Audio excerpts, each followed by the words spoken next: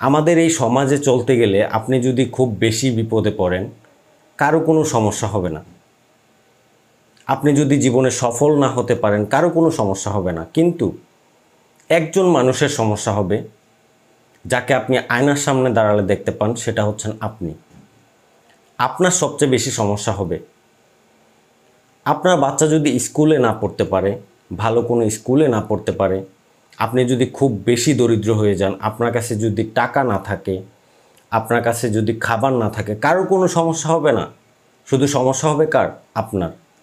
So আমাদের জীবনে আমরা একটা জিনিস সবসময় মাথার মধ্যে রাখবো, যে আমাদেরকে সময়ের সঠিক মূল্যায়ন দিতে হবে। আমরা যদি সময়ের সঠিক মূল্যায়ন না করি, সময়কে যদি অবহেলা করি, সময়কে যদি অপচয় করি, তাহলে আমাদের জীবনে আমরা সাকসেসফুল হতে পারবো না।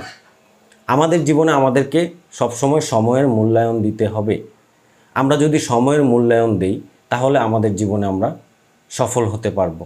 আপনি যদি সময়কে অবহেলা করেন, সময় যদি আপনার বিরুদ্ধে চলে যায়, তাহলে আপনাকে কিন্তু অনেক বড় খেসারত দিতে হবে, অনেক বেশি মূল্য দিতে হবে আপনার জীবনে।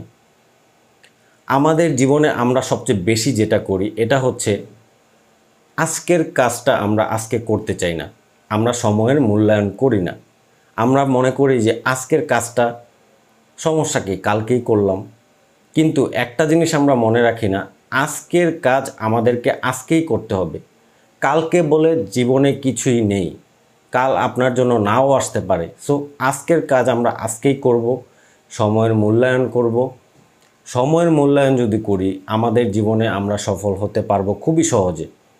বিশেষ করে যুবকদের ক্ষেত্রে আমরা সময়ের মূল্যায়নটা অনেকেই করি না। 90% লোক সময়ের মূল্যায়ন করি না, যে আজকের কাজ কালকে করব, আজকের পড়াশোনা কালকে করব, দেখি না আর 5-6 মাস আমি একটু অবসর বসে কাটাই, তারপরে কাজ করব। সো এই থিঙ্কিংগুলো মাথা থেকে ঝেড়ে ফেলে আমরা যখন সময়ের মূল্যায়নটা করব এবং সময়কে সঠিকভাবে কাজে লাগাবো, তখনই আমাদের জীবনে আমরা সফল হতে পারবো। সো একটা জিনিসই মাথার মধ্যে রাখবো, সময়ের মূল্যায়ন আমরা সঠিকভাবে করব। যদি সময়ের মূল্যায়নটা আমরা সঠিকভাবে না করি, আমরা যদি আজকের কাজ কালকে করব বলে মনে করি, তাহলে আমাদের জীবন থেকে কিন্তু সফলতাটা আস্তে আস্তে অনেক দূরে চলে যাবে। সো সময়ের মূল্যায়ন করে আমরা যখন জীবন সংগ্রামে নেমে পড়ব, তখনই আমাদের জীবনে সফলতা আসবে।